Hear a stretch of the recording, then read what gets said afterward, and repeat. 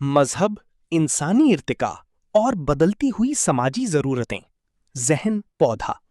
ये एक तयशुदा हकीकत है कि मजहब का बुनियादी मकसद मुआशरे को बेहतर तरीके से चलाना और एक डिसिप्लिन पैदा करना होता है। मजहब दरअसल फितरी सच्चाइयों की वो रिफाइंड शक्ल है जो अपने दौर के तकाज़ों के मुताबिक कानून बनाती है। मजहब अपने वक्त से आगे क्यों नहीं हो सकता?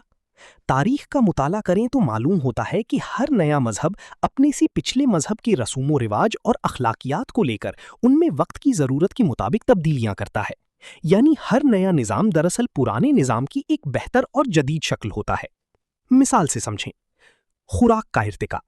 जंगली दौर में इंसान कच्चा गोश्त खाता था, लेकिन जैसे जैसे इंसानी ज्ञान शऊर बढ़ा, हमें समझ आई कि पका हुआ गोश्त ज्यादा जोद हजम और जरासीम से पाक होता है। हमने अपनी आदत बदल ली। समाजी कवानीन की जरूरत। 1400 साल पहले इद्दत का कानून 4 माह 10 दिन एक समाजी जरूरत थी, क्योंकि उस वक्त ये जानने का कोई दूसरा तरीका नहीं था कि औरत हामिला है या नहीं।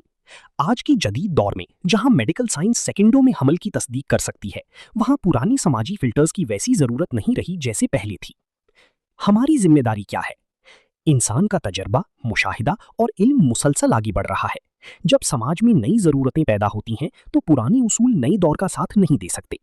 इर्तिका की तरह मजहब में भी तब्दीलियों और नई तशरीहात की जरूरत होती है, और इसमें कोई बुराई नहीं।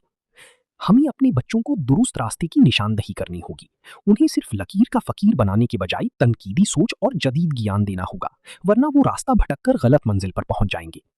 याद रखें, इंसानियत का इर्तिका रुकता नहीं, और जो इल्म वक्त के साथ खुद को नहीं बदलता वो अपनी अफादियत खो देता है। हैशटैग